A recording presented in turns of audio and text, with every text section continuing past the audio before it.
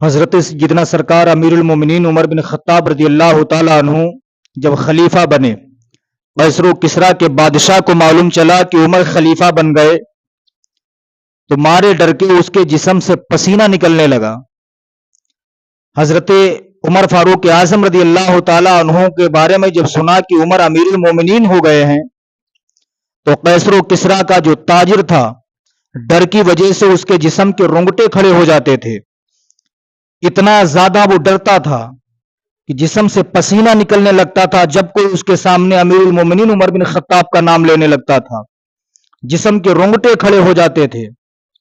امیر المومنین سیدنا عمر بن خطاب کا جب نام سنتا تھا اتنا زیادہ ڈرتا تھا۔ ایک دن اس نے ایک تاجر سے کہا کہ اے قیصر و کسریٰ کے تاجر، جا تو مدینہ چلا جا اور جا کر کے دیکھ عمر فاروق اعظم اپنے ساتھ کتنے باڈی گارڈ رکھتے ہیں، حفاظتی دستہ ان کے ساتھ کتنا ہے۔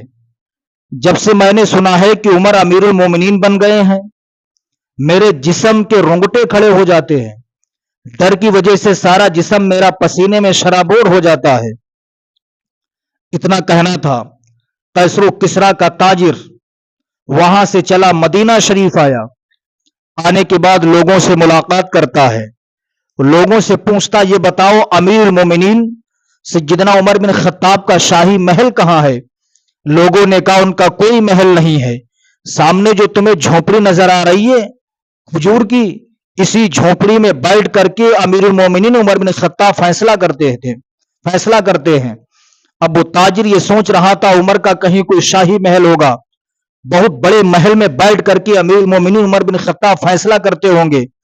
اس نے کہا اسی جھونپڑی میں بیٹھ کر کے امیر المومنین فیصلہ کرتے ہیں؟ لوگوں نے کہا ہاں، عدل و انصاف یہیں پر ہوتا ہے۔ اب اس نے پوچھا کہ یہ لوگوں یہ بتاؤ امیر المومنین ہیں کہاں؟ لوگوں نے کہا مسجد نبی شریف میں ہوں گے۔ اب وہ مسجد میں گیا، وہاں بھی امیر المومنین عمر بن خطاب نہ ملے۔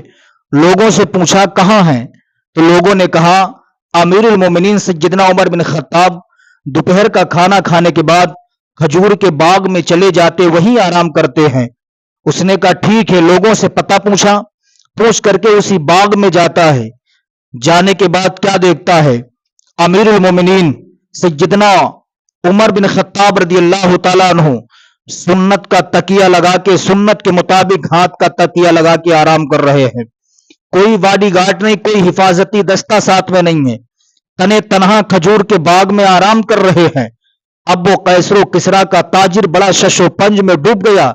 یہ امیر المومنین ہیں کہ جن کی دہشت کی وجہ سے قیصر و کسریٰ کے تاجر کے جسم سے پسینہ نکلنے لگتا ہے، ڈر کی وجہ سے اس کے جسم کے رونگٹے کھڑے ہو جاتے ہیں، لیکن یہ تنے تنہا آرام کر رہے ہیں، کوئی حفاظتی دستہ ان کے ساتھ نہیں، کوئی باڈی گارڈ ان کے ساتھ نہیں۔